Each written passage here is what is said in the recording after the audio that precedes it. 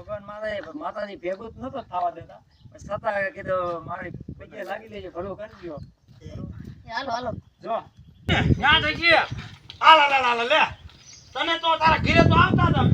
મારી ઘીરે હું ડાયટું છે હે જો સાંભળો કે મારી ઘરે હું ડાયટું હવે કયો તમે એને. હા હું ઘીરે નથી, દશામાના વ્રત આવે છે અને બધી વસ્તુ લેવી છે, પણ ઘરમાં કાંઈ છે નહીં.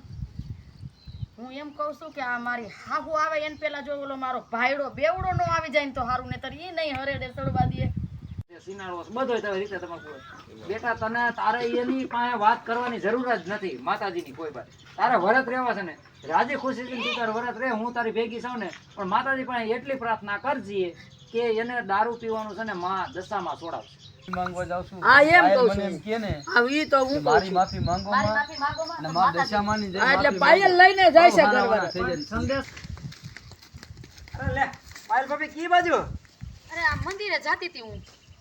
હું દારૂ નતો પીતો, જુગાર નતો રમતો, પણ કાંઈ કરતો તો તોય અમારા ખાવા ખીચડી નથી પાયલ ભાભી.